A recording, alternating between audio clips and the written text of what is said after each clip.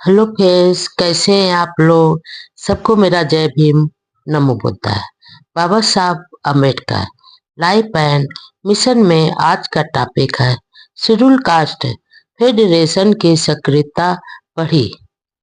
24 सितंबर 1944 को Madras national society द्वारा प्रभात talkies में आयोजित एक सभा में डॉक्टर अंबेडकर ने कहा कि प्राचीन भारत में जैसा समृद्ध, सुखी व गतिशील जीवन था, वैसा दुनिया के किसी भी राष्ट्र में नहीं था। आज देश में जो राजनीतिक आंदोलन देख रहे हैं, वह तो हमारे इस देश में प्राचीन काल में हुई सामाजिक, धार्मिक व राजनीतिक क्रांतियों के मुकाबले में कुछ नहीं है। भारत भूमि क्रांति की भूमि रही है। यहाँ जैसी क्रांतियां हुई हैं, उसके सामने तो फ्रांस की क्रांति तो बहुत बौनी लगती है।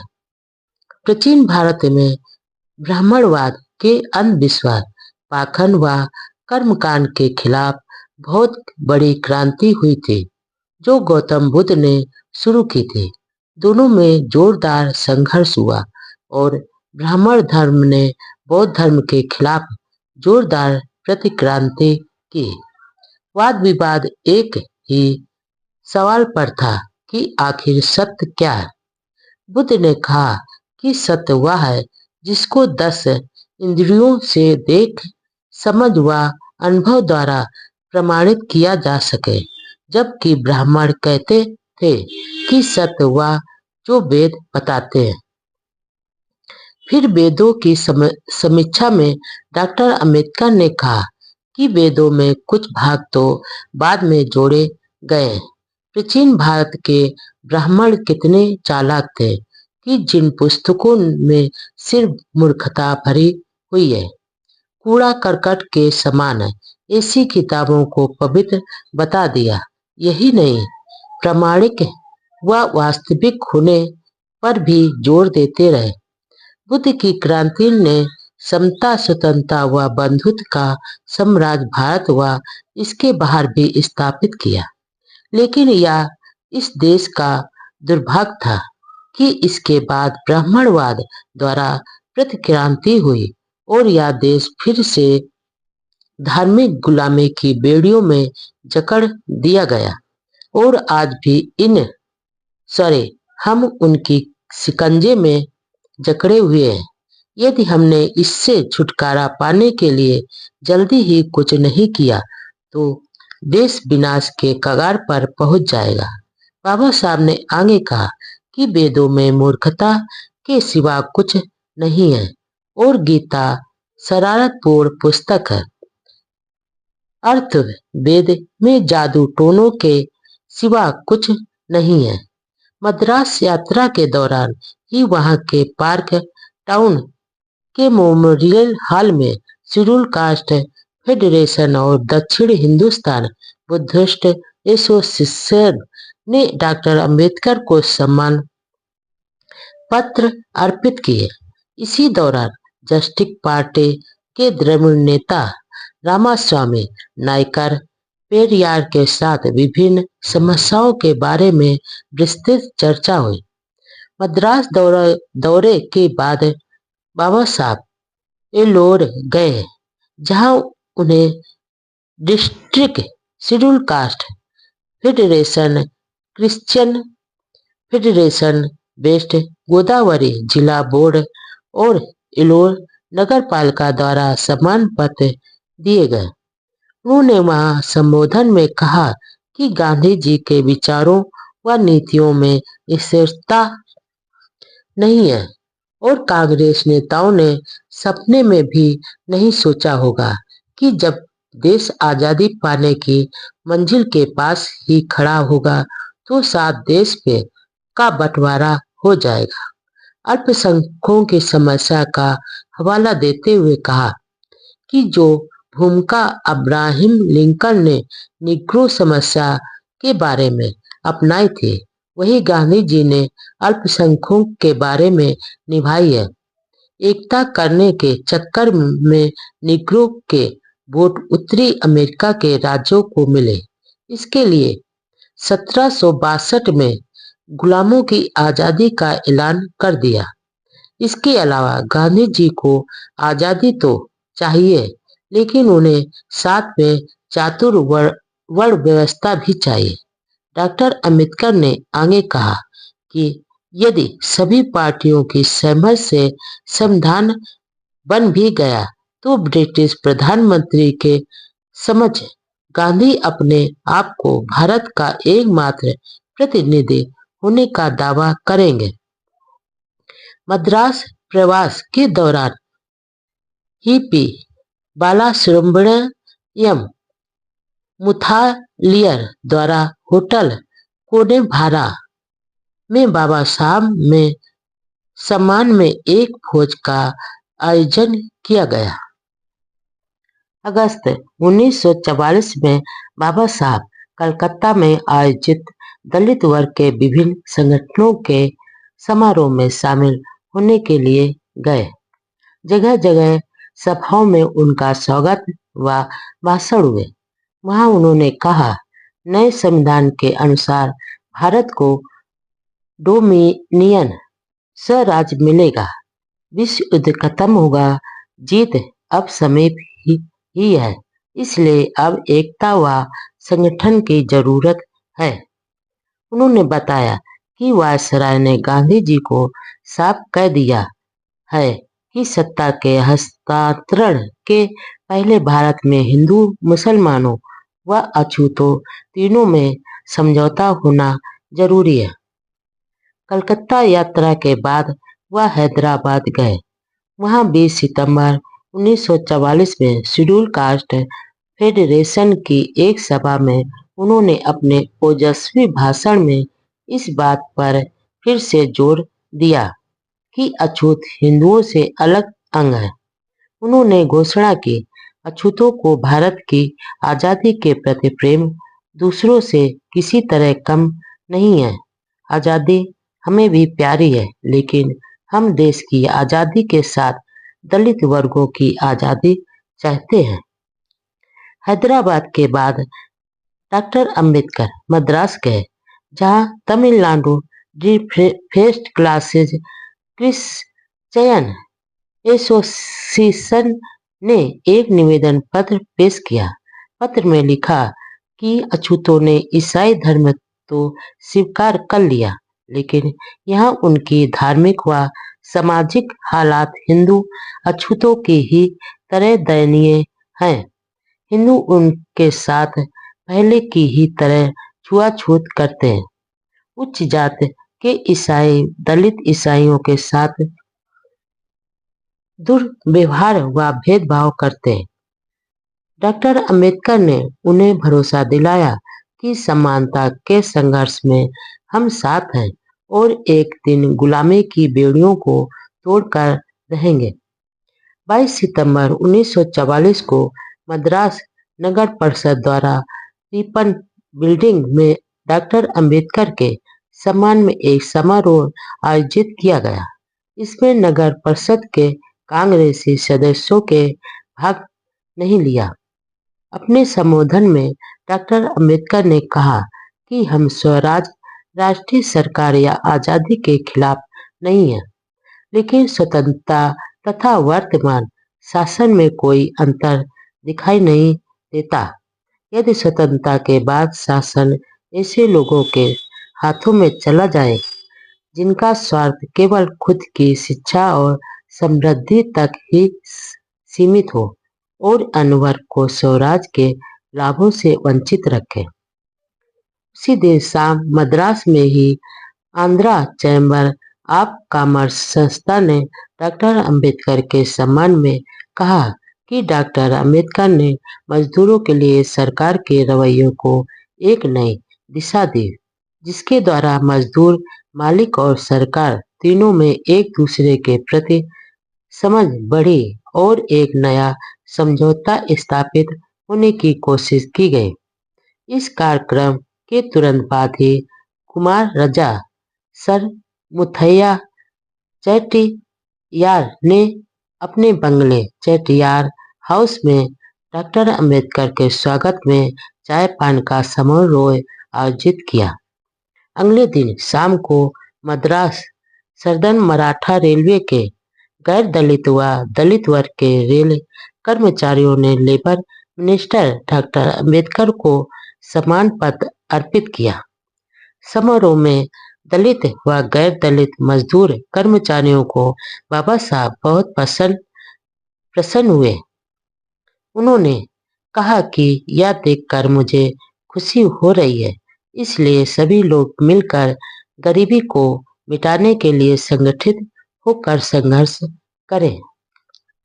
गांधी जी व जिन्ना की बार बार मुलाकात से गांधी जी का मुस्लिम लीग की ओर बढ़ती मित्रता को देखकर डॉक्टर अंबेडकर ने लगा कि गांधी जी शायद अछूतों के साथ भी कोई समझौता करने के लिए तैयार हो जाएंगे।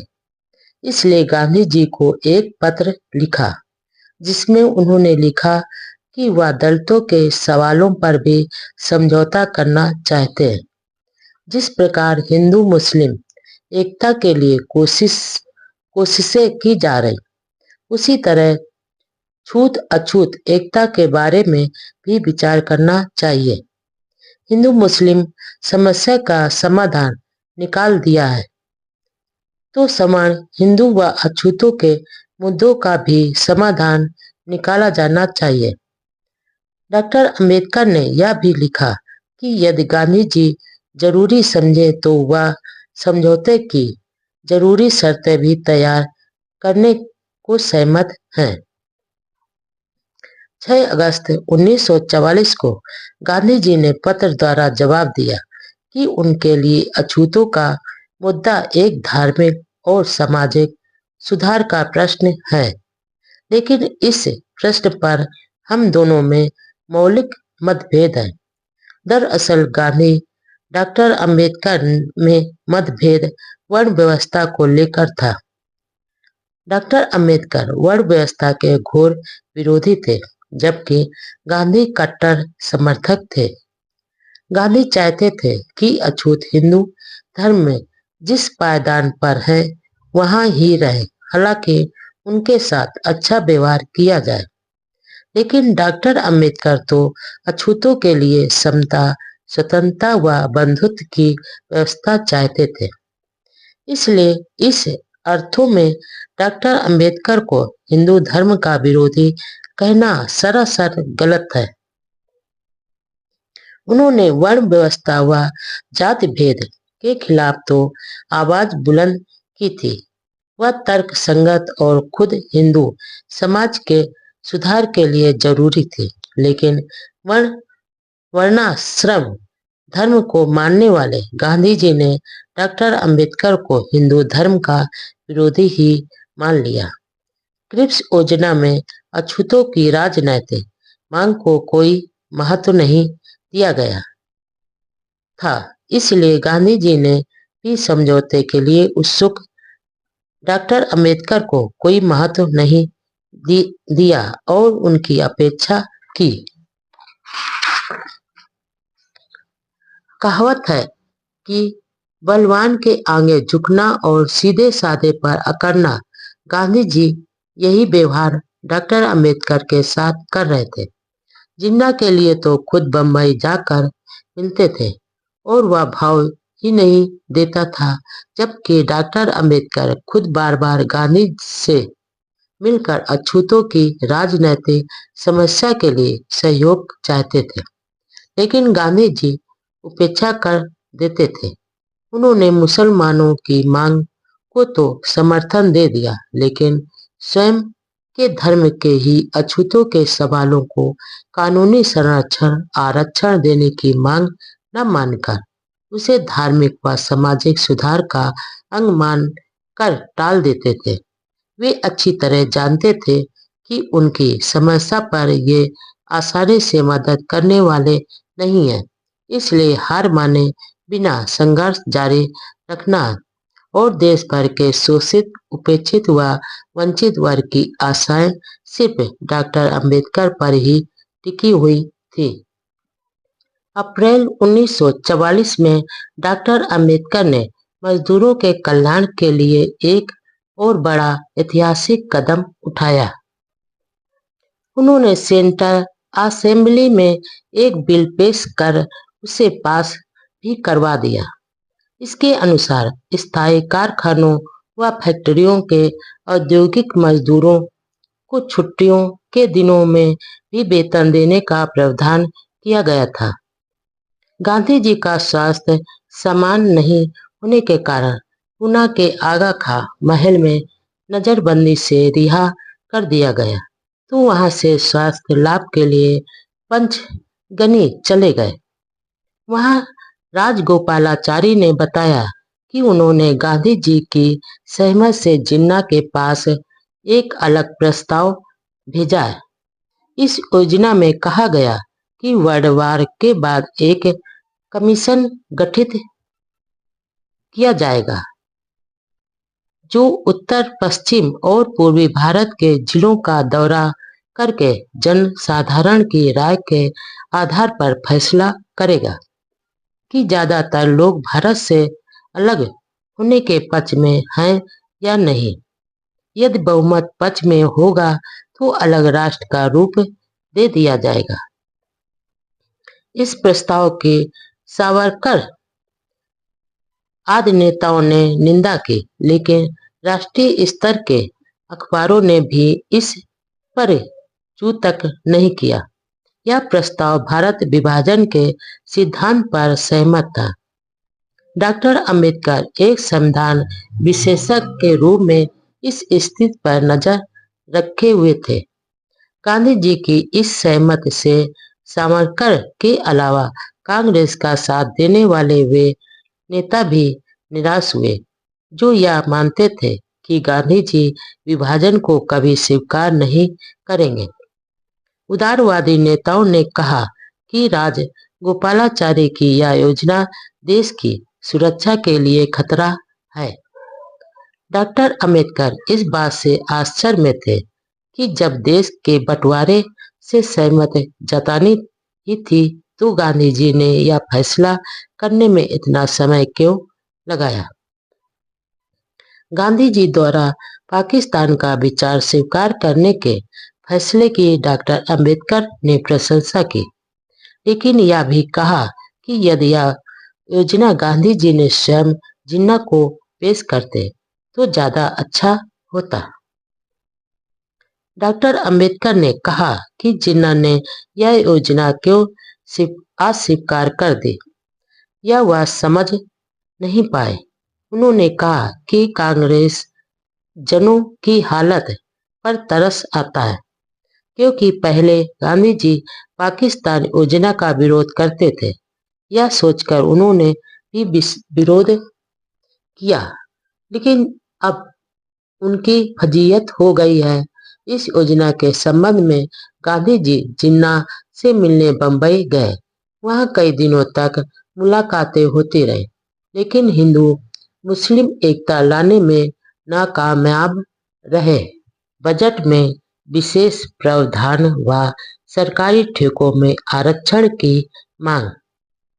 अपने लंबे पत्र में बाबा साहब ने दलित विद्यार्थियों को साइंस, लॉ, टेक्निकल व अन्य तरह की हायर स्टडी के लिए विदेशी यूनिवर्सिटीज में स्कॉलरशिप देकर भेजे तथा हर बजट में इसके लिए विशेष प्रावधान से रखा जाए। सरकारी नौकरियों के अलावा दलितों को सरकारी ठेकों में वरीयता दी जाए। वायसराय को लिखे इस पत्र का आखिर असर हुआ।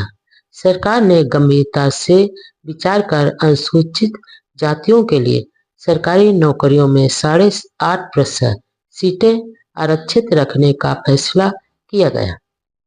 इसी कड़ी में लंदन में दलित विद्यार्थियों को तकनीकी शिक्षा हासिल करने के लिए सीटें सुरक्षित रखी गई।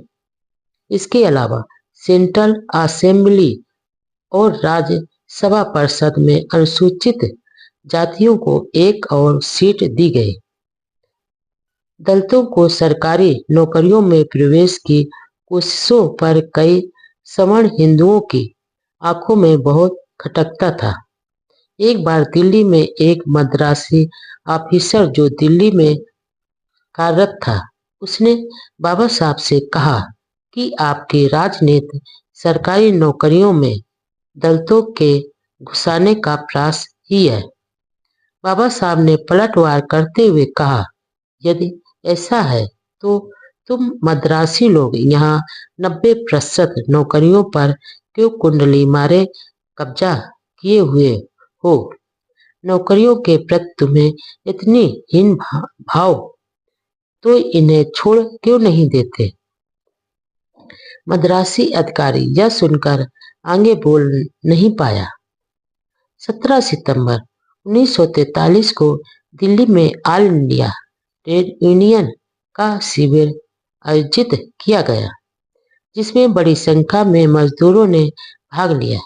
इस अवसर पर बाबा साहब ने कहा, भारत में मजदूरों का आखिरी लक्ष्य सत्ता पर कब्जा करना है, सिर्फ ट्रेड यूनियन बनाना नहीं हो।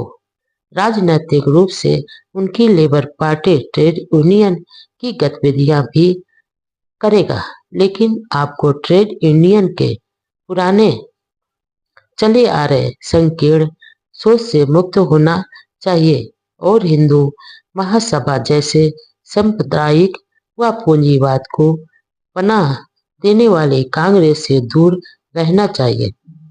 मेहनतकश वर्ग अंधी देशभक्ति व तथा कथित राष्ट्रवाद के नाम पर अपना सब कुछ न्यौछावर कर देते हैं, लेकिन कोई भी मजदूर अपने नेताओं से यह नहीं पूछता कि जिस राष्ट्रवाद के लिए इतना त्याग व बलिदान दिया जा रहा है, उसके निर्माण के बाद क्या आर्थिक व सामाजिक समानता देगा? 8 सितंबर 1943 को परेल बंबई में आयोजित सभा में डॉक्टर अंबेडकर ने कहा, केवल सुविधाएं मिलने से कोई लाभ नहीं, ये हमारी झोली में आनी जरूरी है। अब आजादी के बाद अछूतों को भी हिंदू मुसलमानों के बराबर अधिकार मिलेंगे।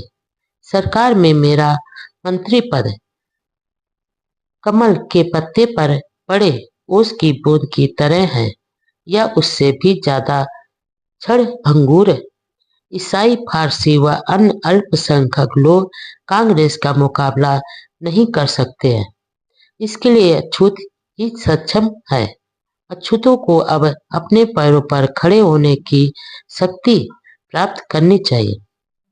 ट्रेड यूनियन के नेताओं की आपसी लड़ाई से मजदूरों का आज तक भला नहीं हो पाया, इसलिए मजदूरों का लक्ष्य सरकार संभालना होना चाहिए।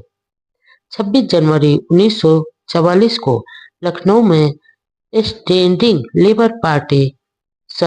लेबर कमेटी की मीटिंग हुई, जिसकी अध्यक्षता डॉक्टर अंबेडकर ने की। वहां से वह शेड्यूल कास्ट फेडरेशन के सालाना सम्मेलन में भाग लेने के लिए कानपुर गए। 29 जनवरी को आयोजित इस विशाल सम्मेलन में अध्यक्षता कर रहे एन शिवराज ने कहा कि दलित समाज स्वतंत्रता का विरोधी नहीं है, बल्कि वे चाहते हैं कि जुलाई 1942 को नागपुर सम्मेलन में जो मांगे रखी गई थी, उन पर विचार कर कार्य रूप दिया जाए।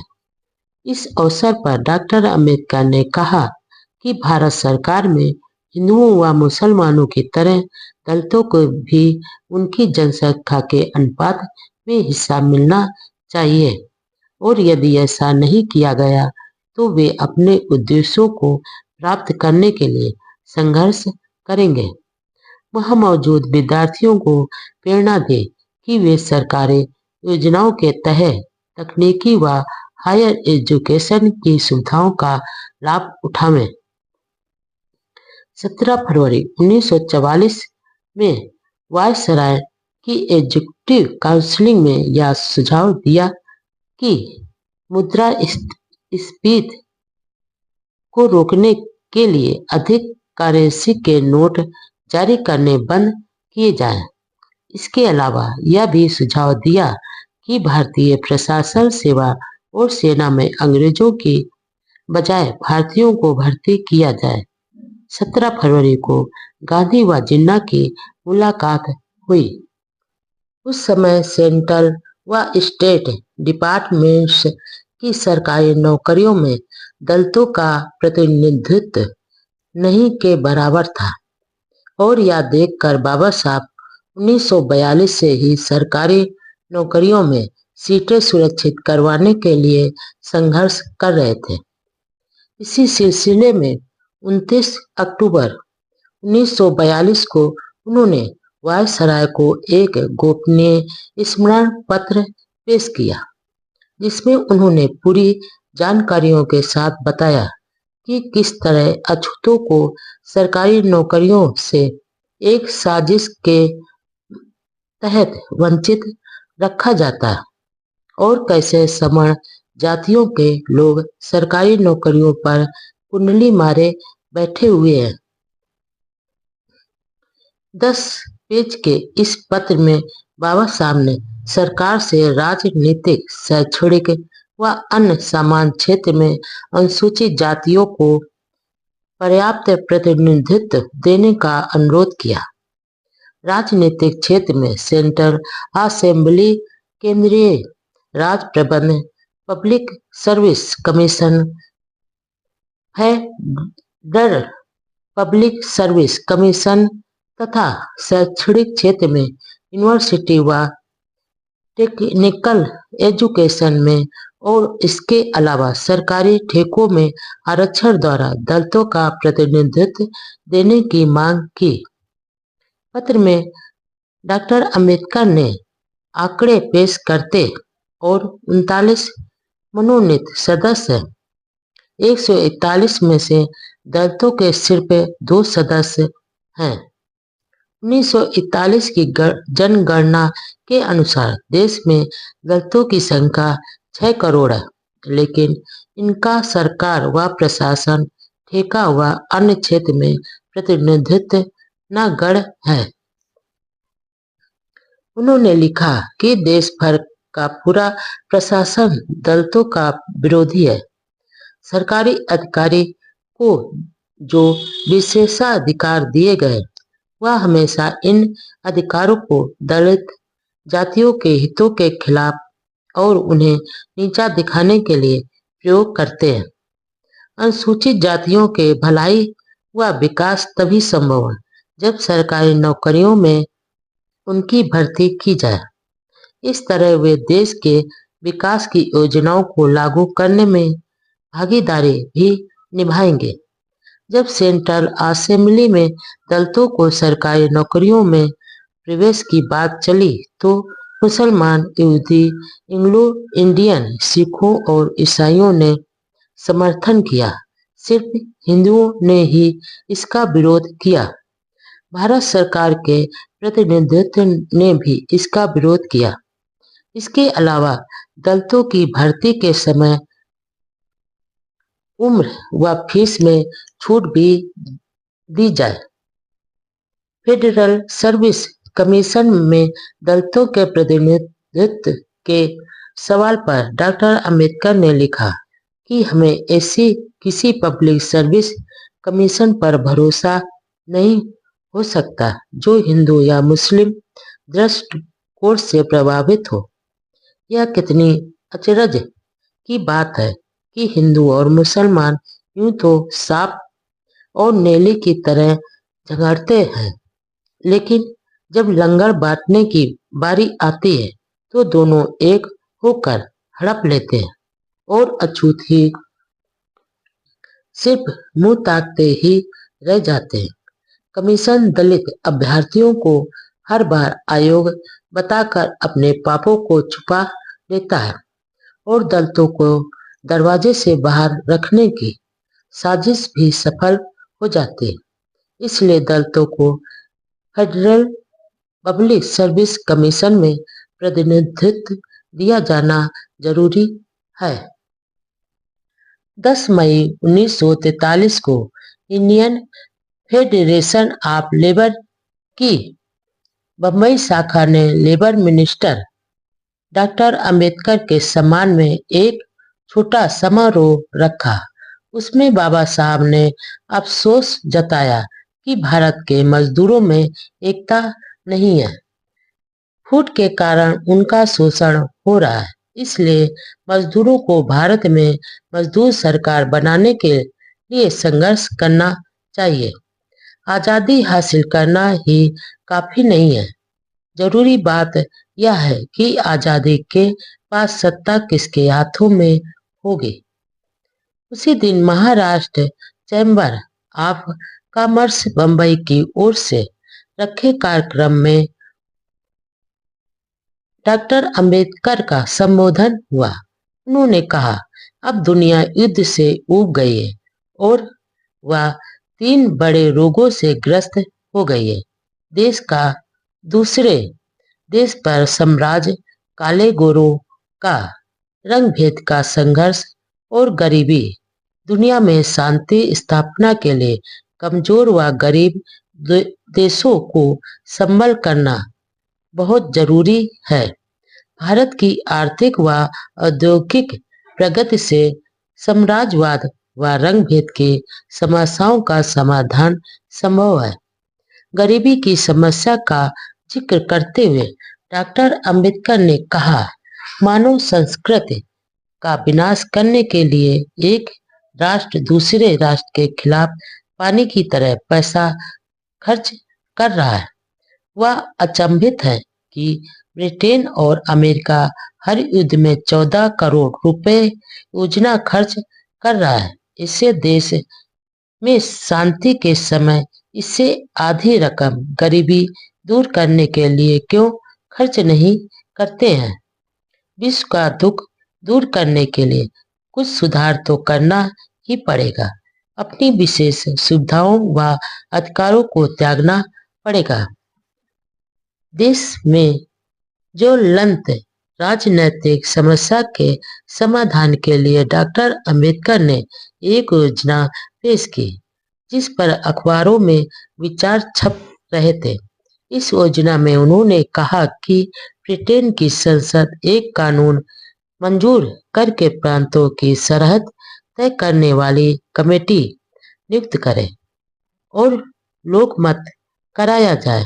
पहले लोकमत से यह तय किया जाए कि मुसलमानों को पाकिस्तान में रहना चाहिए या नहीं।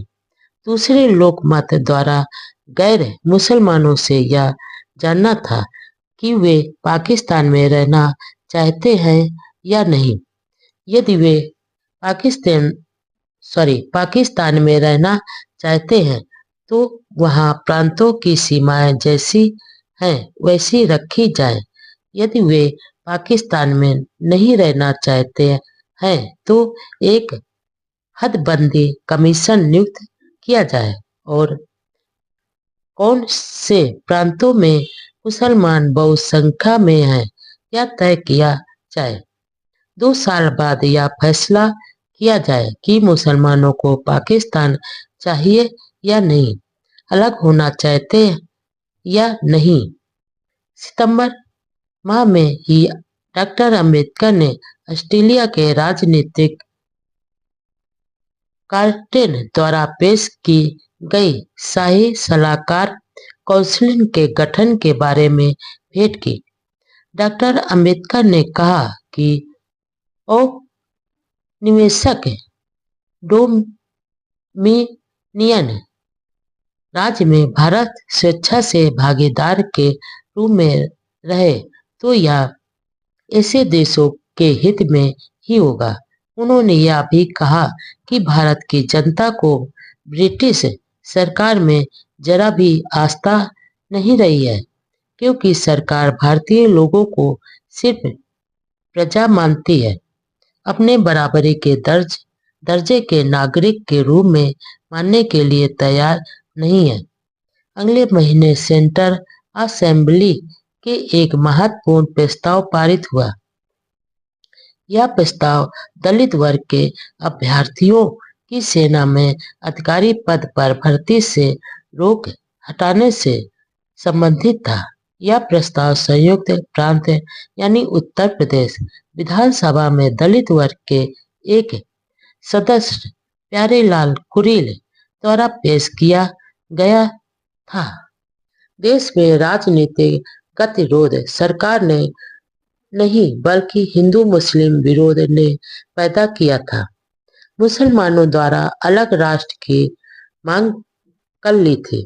आखिर उपवास के बाद स्वास्थ्य कारणों से गांधी जी को आगा खां महल पूना से रिहा कर दिया गया।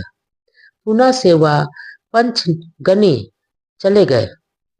लेबर मिनिस्टर के रूप में बाबा साहब दिन रात मजदूरों के कल्याण की योजनाएं बनाने तथा कानून के जरिए सुविधाएं दिलाने की भरसक कोशिश कर रहे थे, क्योंकि वह मजदूरों की पीड़ाओं से अच्छी तरह से वाकिफ थे।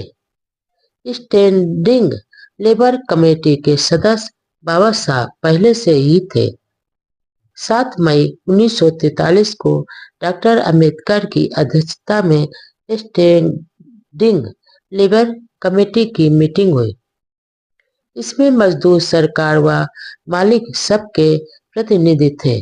इस मीटिंग में एक महत्वपूर्ण विषय पर चर्चा हुई, वह यह कि युद्ध सामग्री बनाने का काम करने वाले कारखाने में व उद्योग केंद्रों में मजदूर प्रबंध कमेटियां बनाई जाए, जैसे कि ब्रिटेन व अमेरिका में ऐसी व्यवस्था थी।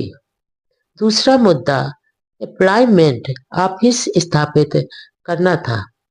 इसका मकसद अलग अलग सरकारी योजनाओं के तहत शिक्षा प्राप्त करने वाले तकनीकी या गैर कानूनी कामगारों को काम दिलाना, ताकि ट्रेनिंग लेने के बाद उन्हें बेरोजगार के रूप में भटकना नहीं पड़े। कमेटी की अगली बैठक 6-7 सितंबर 1943 को दिल्ली में डॉक्टर अंबेडकर की अध्यक्षता में हुई। इस बैठक में मजदूरों की सामाजिक सुरक्षा के लिए योजनाबद्ध नीति अपनाने की सिफारिश की गई। महान समाज सुधारक महादेव गोविंद रानाडे की जन्म शताब्दी समारोह के तहत 19 जनवरी 1943 को पुणे के गोखले इंस्टीट्यूट ऑफ इकोनॉमिक्स में एक बड़ी सभा हुई, जहां बाबा साहब ने जो भाषण दिया वह अब तक के दिए भाषणों में विशेष महत्व का था। उन्होंने शुरू में महापुरुषों की महानता के मूल्यांकन के आधार का वर्णन किया। रानाडे के संबंध में कहा कि वह हर लिहाज से श्रेष्ठ पुरुष थे। उन्होंने सारे जिंदगी सामाजिक अन्याय के खिलाफ संघर्ष में गुजारी थी और हिंदू समाज में सामाजिक न्याय के लिए चेतना पैदा कर सामाजिक लोकतंत्र की स्थापना में निरंतर प्रयास करते रहे। रानाडे की तुलना गांधी व जिन्ना के साथ करते हुए डॉक्टर अंबेडकर ने कहा कि गांधी व जिन्ना के मुकाबले में ऐसा कोई अहंकारी नजर नहीं आता है। इनके लिए खुद का गुणगान, महत्व व अधिकार बढ़ाना ही सब कुछ है और देश की समस्या तो खेल के एक प्यादे के समान है। दोनों ही चापलूसी करने वाले लोगों से स्तुतियां सुनकर मग्न हो जाते हैं और अपने आप को दोषों से मुक्त तथा अमर होने का दावा करते हैं। डॉक्टर अंबेडकर ने कहा कि भारत में पत्रकारिता एक मिशन होता था, लेकिन अब अखबार चलाना एक व्यापार हो गया है। कांग्रेस समर्थक अखबारों में तो इनके नेताओं के झूठे गुणगान के सिवा कुछ नहीं होता।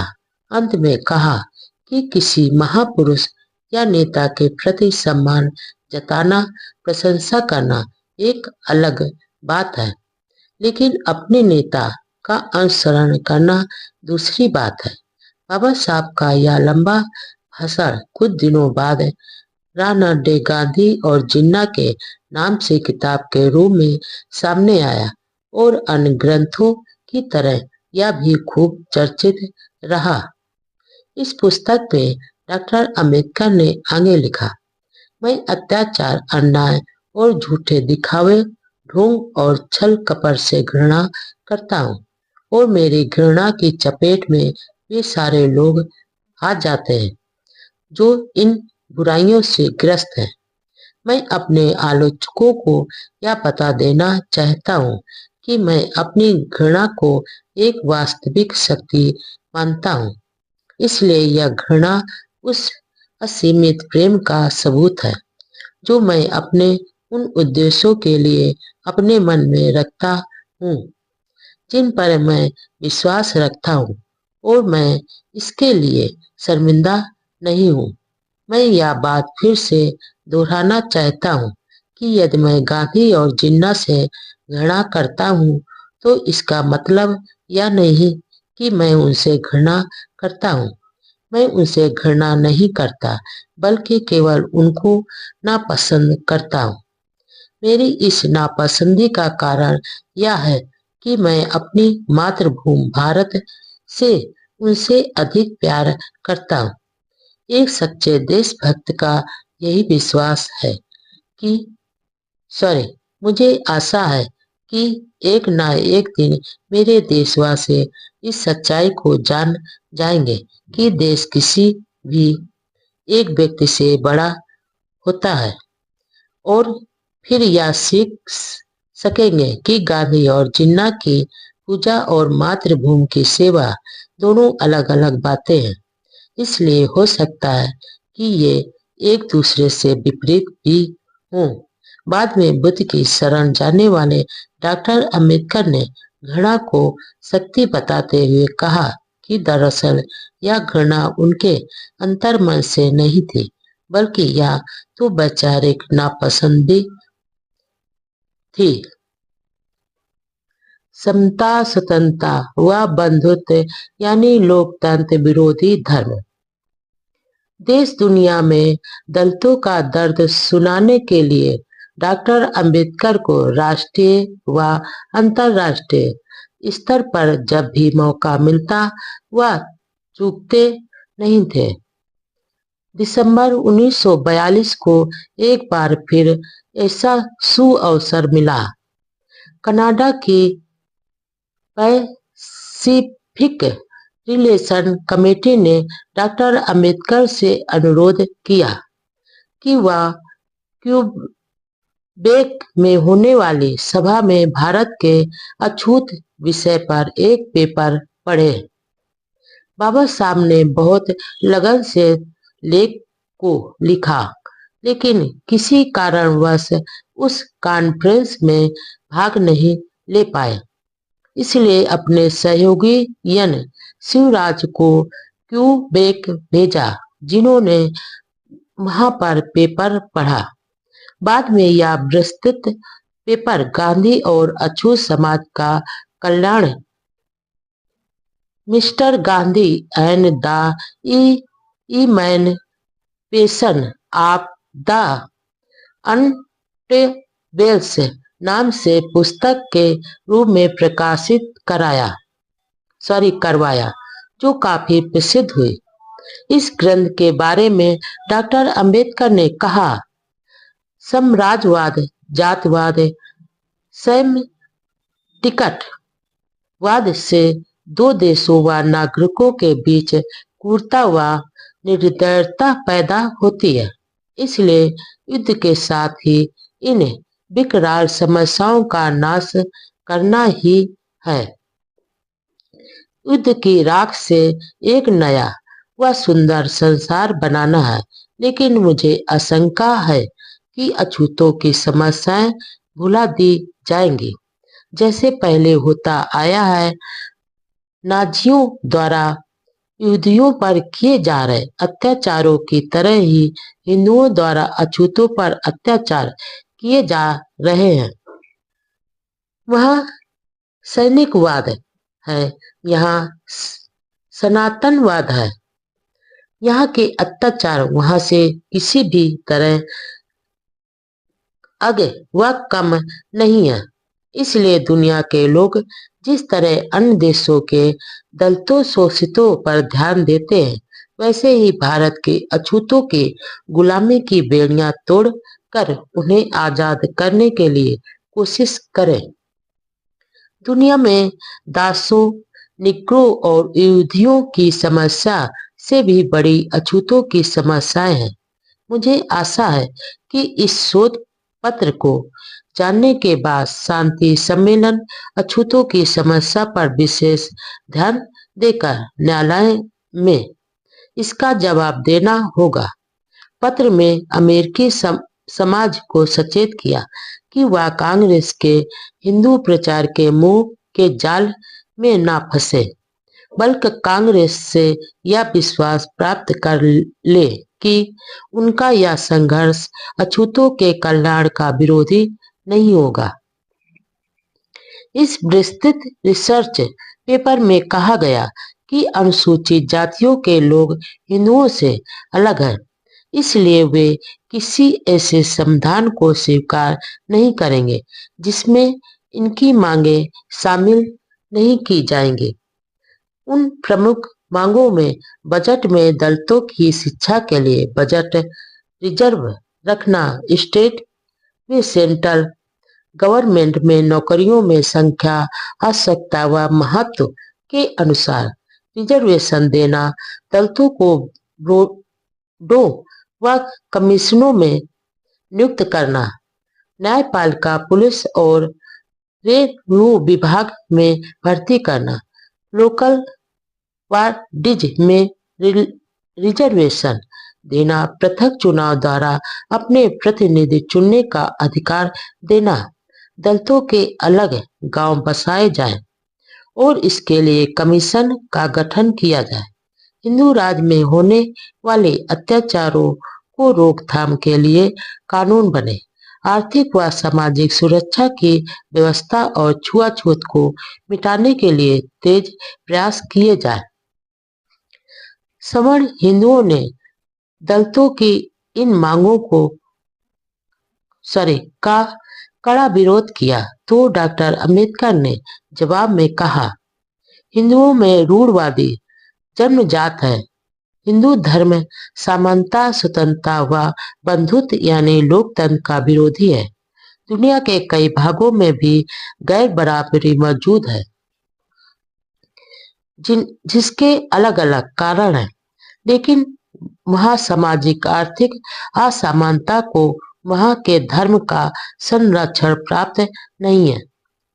17 जनवरी 1943 में सूरत के नागरिकों के सिविल पायनियर रैली में भाग लिया।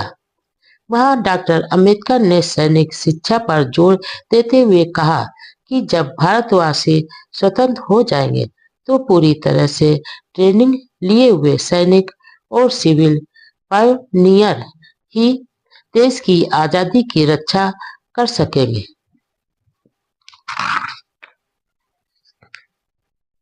डॉक्टर अंबेडकर सूरत से वापस बंबई आए।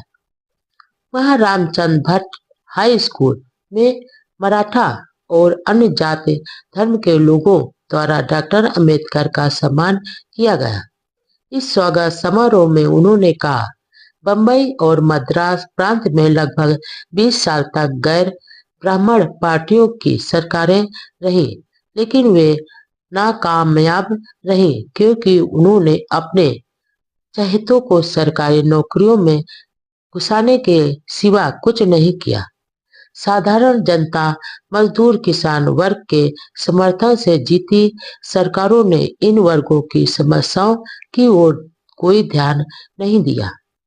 विडंबना तो यह है कि जिन लोगों को उनके प्रयासों से नौकरियां मिली, वे भी सुविधाओं की चकाचौंध में अपने दुखी समाज को भूल गए, जबकि किसान, मजदूर व समान लोग उन्हें सहयोग देते थे।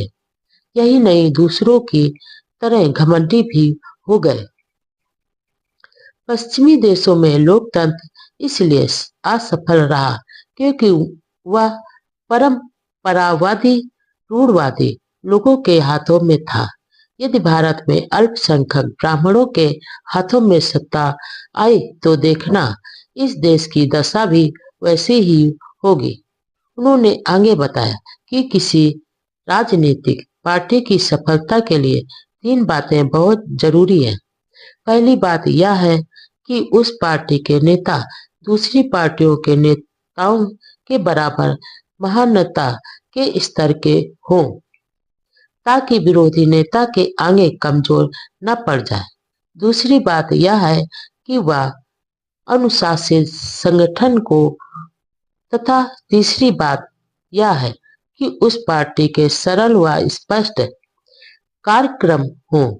यदि भारत में लोकतंत्र को सफल बनाना है तो उसे रूढ़वादी लोगों के हाथों से बचाना जरूरी है।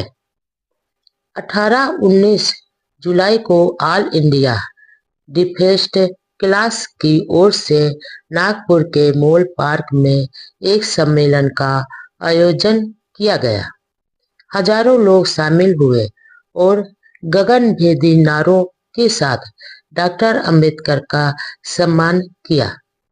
इस सभा में पंजाब, बंगाल और मद्रास प्रांत के कई कार्यकर्ता और नेता भी शामिल हुए।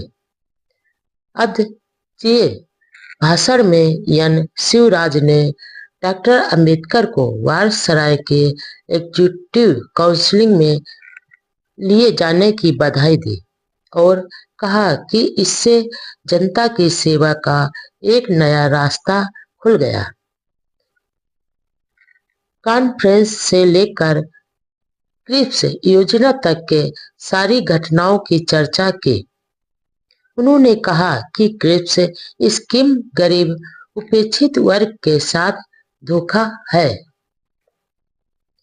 मुस्लिम लीग द्वारा पाकिस्तान मांग के बारे में उन्होंने कहा कि जब जिन्ना मुसलमानों को अल्पसंख्यक कहते थे तो देश के सिख, ईसाई, अछूत, फारसी अल्पसंख्यक सभी साथ मिलकर संघर्ष करते थे। लेकिन जिन्ना ने मुसलमानों को अलग राष्ट्र माना है तो मजबूर होकर सभी को अलग अलग संघर्ष करना पड़ रहा है। अब यह भी हो सकता है कि हक के लिए कभी अछूतों को मुसलमानों के खिलाफ संघर्ष करना पड़े। डॉक्टर अंबेडकर ने इस बात पर संतोष जताया कि अछूतों में जागृति आई है, अब हर क्षेत्र में प्रगति कर रहे हैं। शिक्षा में भी कुछ आगे बढ़े हैं। अछूत महिलाओं में भी जागृति और हिम्मत पैदा हुई है। तेजी से आ रही जागृति व प्रगति के लिए हम सभी को गौरव महसूस करना चाहिए। अब मुसलमानों की तरह अछूत भी राजनीति में हिंदुओं से अलग स्वतंत्र मांग है। इसलिए हमें अलग राजनीतिक अधिकार मिलने चाहिए। गांधी जी हमारे बड़े विरोधी हैं। वायसराय के एग्जीक्यूटिव काउंसिल में अछूत समाज को जो प्रतिनिधित्व मिला है उस पे समता, स्वतंत्रता व बंधुत्व के विचारों का विरोध करने वाले ब्राह्मणवाद की छाती पर मानो खूंटा ठोक दिया है। डॉक्टर अंबेडकर ने सेकेंड वर्ल्ड वॉर में ब्रिटेन के समर्थन की घोषणा की और कहा कि यह विश्व युद्ध तानाशाही और लोकतंत्र के बीच लड़ा जा रहा है। यह तानाशाही किसी भी नैतिक आधार पर नहीं है, बल्कि वंश, रंग, भेद के अभिमान पर ही नाजीवाद मनुष्य के भविष्य के लिए एक खतरा है। दुनिया में लोकतंत्र के कारण मानव का आपस में रिश्ता जुड़ा हुआ है। इसलिए लोकतंत्र के बचाव के लिए हर तरह के प्रयासों को स्वीकार करना चाहिए। यदि लोकतंत्र खत्म हो गया तो भविष्य का भी विनाश हो जाएगा। भाषण के आखिरी में बाबा साहब ने 3 मूल मंत्रों का जो संदेश, उपदेश व आदेश दिया वह उनके संपूर्ण जीवन एक सार बनकर आज भी देश विदेश के उपेक्षित, वंचित व शोषित वर्ग की प्रेरणा बना हुआ है। उन्होंने कहा कि आप शिक्षा प्राप्त करें, संगठन पैदा करो और संघर्ष करो। आप अपने पर भरोसा रखें। जब न्याय हमारे साथ है तो हम संघर्ष में जरूर सफल होंगे। इस तरह के संघर्ष से मुझे खुशी होती है। हमारी लड़ाई धन दौलत के लिए नहीं है और न ही सत्ता प्राप्त करने के लिए है। हमारी लड़ाई आजादी हासिल करने के लिए है, मानवीय अधिकार और इंसान का दर्जा प्राप्त करने के लिए यह संघर्ष है। हमारी स्वतंत्र अस्तित्व के लिए अब खतरा पैदा हो गया है, इसलिए हमें अधिक संगठित व सचेत होने की जरूरत है। हम न्याय व मानवता के लिए संघर्ष करते हैं। अपने मेरे प्रति जो सम्मान, आत्मीयता व समर्पण की भावना व्यक्त की है, उसके बदले में मैं आपसे आश्वासन चाहता हूँ कि आप समर्पण निष्ठा के साथ संगठित होंगे, संघर्ष करेंगे और जब तक अपने अधिकारों को प्राप्त न कर ले पीछे नहीं हटेंगे। हमारे संघर्ष का उद्देश्य स्वतंत्रता है। मेरा आपका एक ही उपदेश है, एक ही आदेश है कि पढ़ो, संगठित हो जाओ, प्रचारक बनो, आत्मविश्वासी और आशावादी बनो। अछूतों की मांगों को रखने के लिए राजनीतिक पार्टी की जरूरत है। इसलिए इस अवसर पर एक नए संगठन all India scheduled caste federation के गठन की भी घोषणा की, जिसके जनरल सेक्रेटरी बापू साहब राजभोग को बनाया और अछूतों के लिए स्वतंत्र गांव बसाने की तथा सेटलमेंट कमीशन की मांग की गई। सम्मेलन के अंत में कहा कि मुझ पर यह आरोप लगाना गलत है कि मैं मिलता जुलता नहीं हूँ और किताबों में ही ज्यादा व्यस्त रहता हूँ। दरअसल मेरे मन में किसी के प्रति घृणा के भाव नहीं है और किसी का अपमान करना भी मेरे मन में नहीं है। मुझे तो बहुत कम समय में ज्यादा काम करना है। ज्यादातर हिंदू मुझे अपना दुश्मन समझते हैं, लेकिन कई ब्राह्मण भी मेरे अच्छे मित्र हैं। लेकिन जो सवर्ण ब्राह्मण मेरे अछूत समाज के साथ कुत्ते बिल्लियां से भी बदतर व्यवहार करते हैं, उनकी प्रगति के सारे रास्ते रोक देते हैं। उनके इस अमानवीय समाज विरोधी व्यवहार पर हमला करना जरूरी है। इसलिए ऐसी दशा में मैं मजबूर हूँ। समाज की प्रगति का आईना है महिलाओं की दशा। नागपुर में ही अमरावती की सुलोचनाबाई डोगरे की अध्यक्षता में दलित वर्ग की महिलाओं का भी एक सम्मेलन हुआ, जिसमें डॉक्टर अंबेडकर ने कहा, महिलाओं का एक ही संगठन हो और यदि महिलाओं को अपने कर्तव्य की पूरी समझ न आए तो वे समाज सुधार का काम प्रभावी ढंग से कर सकते हैं। सामाजिक कुरीतियों को दूर करने में भी महिलाओं ने महान योगदान दिया है। उन्होंने कहा कि वह किसी समाज की प्रगति का अनुमान इस बात से लगाते हैं कि उस समाज की महिलाओं ने कितनी प्रगति की है। उन्हें अब विश्वास है कि पिछड़े वर्ग की स्त्रियां भी अब प्रगति कर रही हैं। आप साफ सुथरा रहना सीखो, बुराइयों से दूर रहो, बच्चों को पढ़ाने लिखाने तथा उनमें अच्छे नागरिक बनने की भावना पैदा करो। उनके मन में कुछ करने के लिए महत्वाकांक्षा जागृत करो। उनके मन में यह भावना पैदा कर दो कि वह इस संसार में महान बनने के लिए आए हैं। उनके मन में छोटे बनने के सभी विचार दूर करो। बच्चों के विवाह करने में जल्दबाजी मत करो। शादी एक जिम्मेदारी है, इसलिए बच्चे जब तक विवाह के बाद की पारिवारिक जिम्मेदारियों निभाने में आर्थिक रूप से सक्षम नहीं हो जाए, तब तक शादी मत करो। विवाह करने वालों को यह बात ध्यान में रखना चाहिए कि ज्यादा बच्चे पैदा करना पाप है। हर माँ बाप का यह फर्ज होना चाहिए कि उन्हें जो सुख सुविधाएं अपने माता पिता से मिली है, उससे ज्यादा अपनी संतानों को दे। सबसे अधिक महत्वपूर्ण बात यह है कि हर माँ अपनी बेटी को शादी के बाद पति व उसके परिवार का सहयोगी बनने की शिक्षा दे। उसे अपने पति का मित्र बनाने तथा समानता के रिश्ते के व्यवहार की शिक्षा दे, उसकी दासी नहीं। मुझे पूरा विश्वास है कि यदि आप इन बातों पर अमल करेंगे तो आप जीवन में प्रगति करेंगे और समाज में सम्मान व समृद्धि हासिल करेंगे। उस जमाने में अछूत महिलाओं का इतना विशाल सम्मेलन होना उनकी जागृत का परिचायक था। इसमें विशेष रूप से सक्रिय रही इंदिराबाई पाटिल और कीर्तिबाई पाटिल के योगदान की प्रशंसा की गई। इस सम्मेलन में 2 प्रस्ताव भी लिए गए। पहला, एक से ज्यादा शादियों पर रोक लगाई जाए।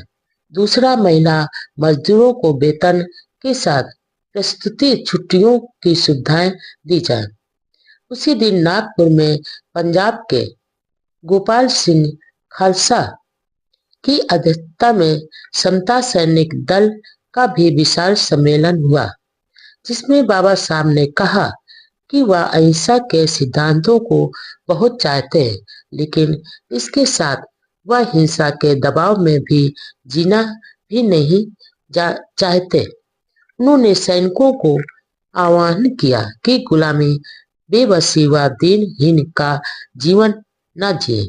उन्होंने महान संत तुकाराम की बाणी का हवाला देते हुए कहा कि दुष्टों का नाश और सज्जनों का तारण यानी पालन भी एक प्रकार की अहिंसा ही है।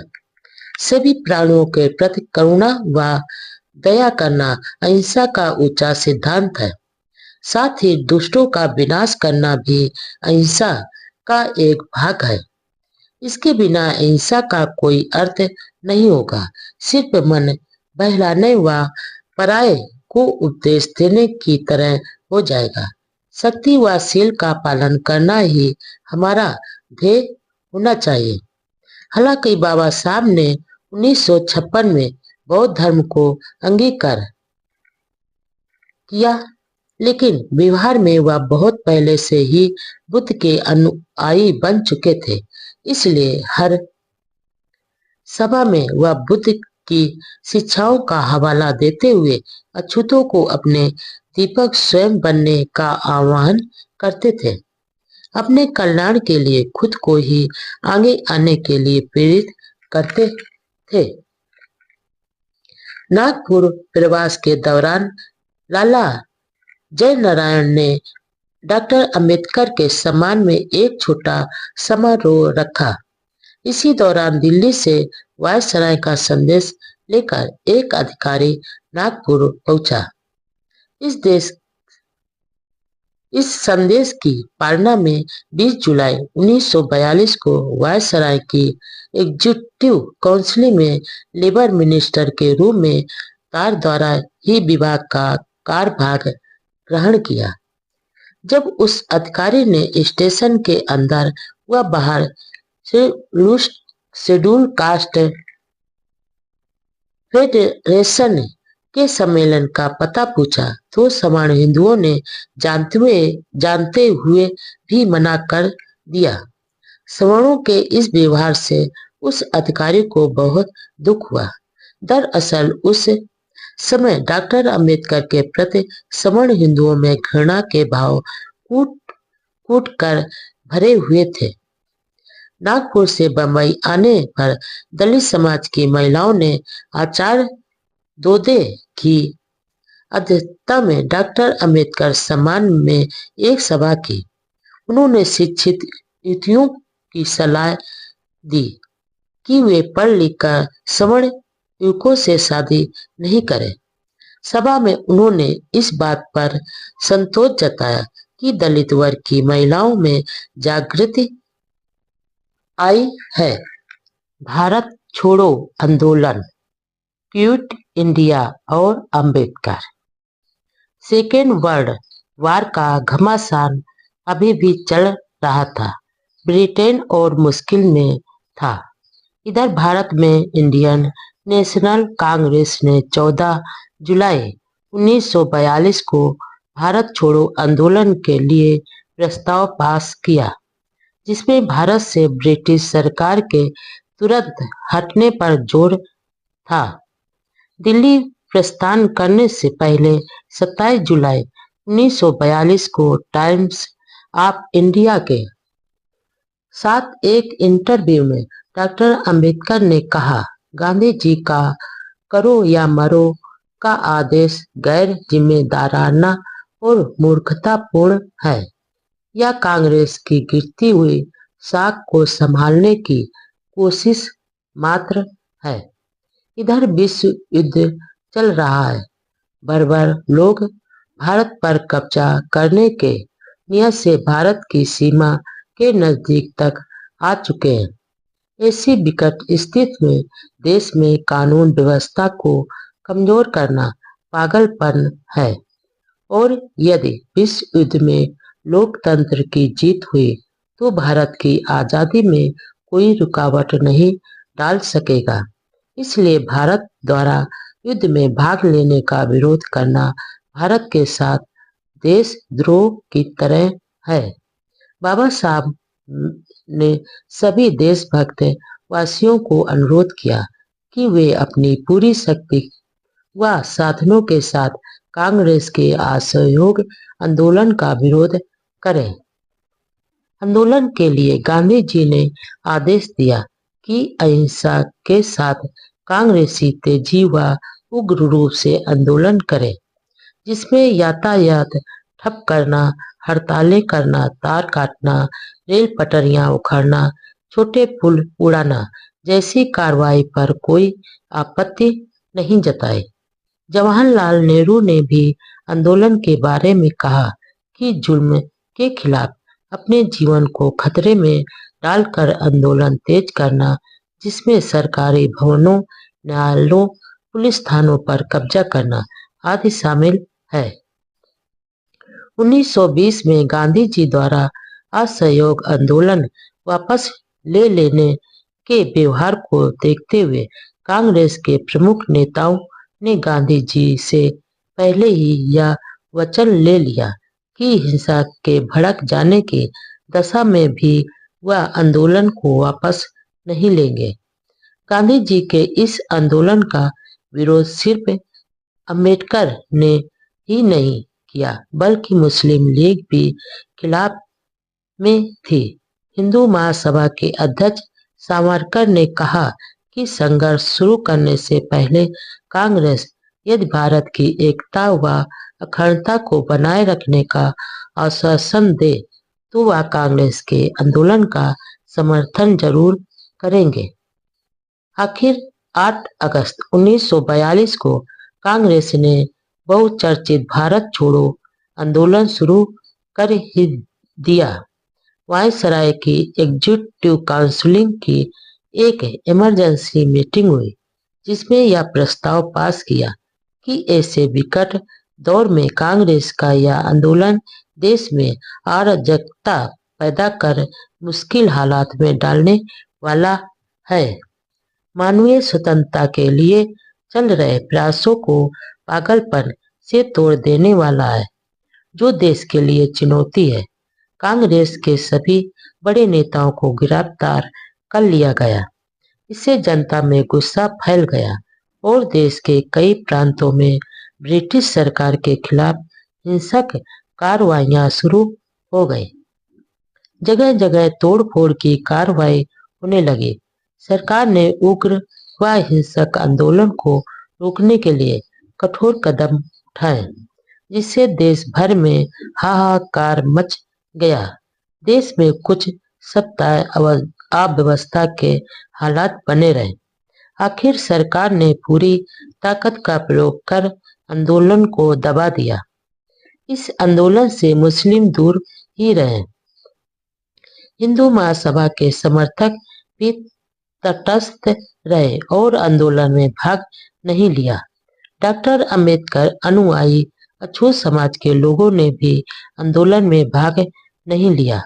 इस प्रकार गांधी जी के नेतृत्व में शुरू किया आंदोलन एक बार फिर नाकाम रहा। दरअसल बाबा साहब का सपना कांग्रेस व गांधी के सपनों से बिल्कुल अलग था। 23 अगस्त को दिल्ली में दलित वर्ग हितकारिणी मंडल ने समारोह आयोजित कर डॉक्टर अंबेडकर का सम्मान किया। भाषण में बाबा साहब ने निडरता से कहा, मुझे सत्ता का कोई मोह नहीं है। यहाँ से इस्तीफा देकर बंबई वापस लौट जाऊंगा। बाबा साहब को जान से मारने की धमकियां। इस समय बाबा साहब केंद्र सरकार में महत्वपूर्ण मंत्री पद पर आसीन थे। सारी सुविधाएं आसपास थी, लेकिन उनका व्यक्तिगत पारिवारिक जीवन बहुत मुश्किल में था। आए दिन होने वाले धार्मिक, सामाजिक और अब राजनीतिक घटनाओं के कारण इन क्षेत्र के कट्टरपंथी, रूढ़वादी व राजनीतिक विरोधी डॉक्टर अंबेडकर के जानी दुश्मन बन गए थे। वैसे उन्हें जान से मारने की धमकियां तो शुरू से ही मिलती रहती थी, लेकिन इस समय उनके परिवार पर संकट के बादल घने हो गए थे। जीवन संगिनी रमाबाई का साथ छूट गया था। डॉक्टर अंबेडकर दिल्ली में अकेले ही रहते थे। बेटा यशवंत और दिवंगत बड़े भाई बालाराम का बेटा बंबई में साथ रहते थे। बाबा साहब के विरोधियों द्वारा उनके बेटे व भतीजा पर हमला करने की चिंता हर समय रहती थी। वे दोनों वहां सुरक्षित नहीं थे। बाबा साहब बार बार फोन व पत्र द्वारा उनके हालचाल पूछते और सचेत रहने के लिए कहते थे। भारत छोड़ो आंदोलन शुरू होने के बाद से कई जगह से बाबा साहब को मार डालने की धमकियां दी जाने लगी। 4 सितंबर 1942 को डॉक्टर अंबेडकर ने अपने मित्र एम बी समर्थ को एक चिट्ठी में लिखा, मुझे अपने बंबई के मित्र बहुत याद आते हैं। यहाँ दिल्ली में मेरा कोई मित्र नहीं है और न ही किसी के मेरा मित्र बनने की संभावना है। मेरा स्वभाव व राजनीति दोनों इसके अनुकूल नहीं है। मेरा विभाग बहुत बड़ा है और मुझे व्यस्त रहने के लिए काफी है। पत्र में आगे लिखते हैं, मुझे ऐसे पत्र मिल रहे हैं जिसमें मेरी हत्या करने की धमकियां दी गई हैं। मैं अपने सेक्रेटरी को बता रहा था कि कानून के तहत जब हम किसी को फांसी पर चढ़ाते हैं तो उसको जुर्माने का दंड नहीं दिया जाता है, लेकिन ये हत्यारे मेरा जीवन लेने के साथ बिना टिकट लगाए पत्र भेजकर मेरे पर जुर्माना क्यों करते हैं। इस प्रकार बाबा साहब की जान को हर वक्त खतरा रहता था। महज सत्याग्रह से लेकर अब तक